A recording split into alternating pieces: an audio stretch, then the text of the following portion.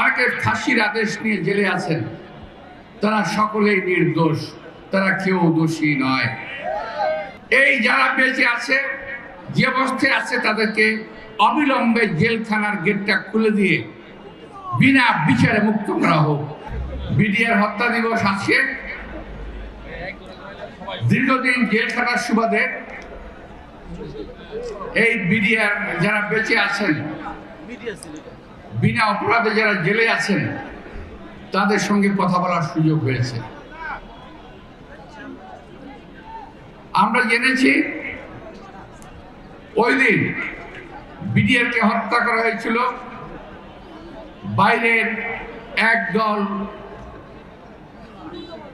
কি বলবো, সন্ত্রাসী অথবা প্রশিক্ষিত একদল প্রশিক্ষিত প্রাতিষ্ঠানিক লোকেরা তাদেরকে হত্যা করেছিল।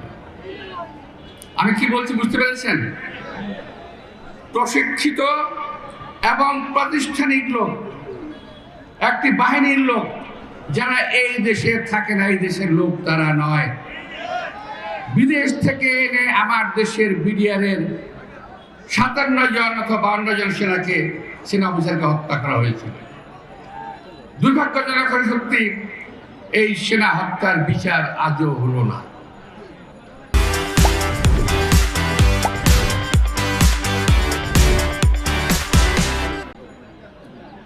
যাদের বিচার হচ্ছে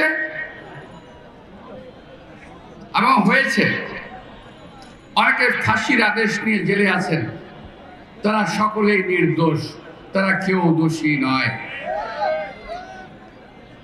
জেলের ভিতরে তাদের কান্না দেখে আমরা আমাদের চোখে অস্ত্র ধরে রাখতে পারি নাই।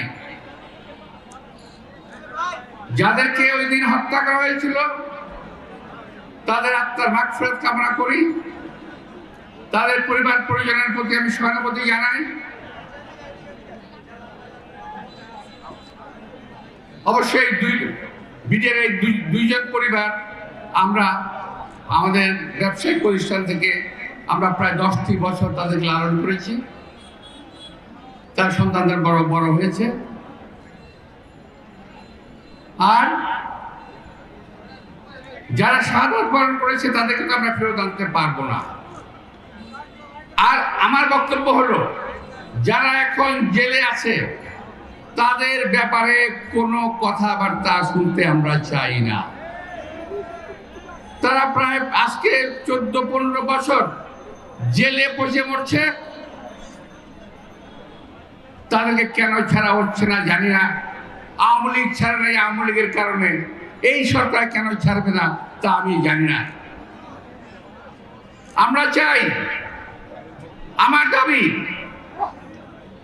এই যারা বেঁচে আছে, যে অবস্থায় আছে, তাদেরকে অবিলম্বে জেলখানার গেটটা খুলে দিয়ে বিনা বিচারে মুক্ত করা হোক। তাদের কোনো সাজার প্রয়োজন নাই, যথেষ্ট সাজা তাদের হয়েছে।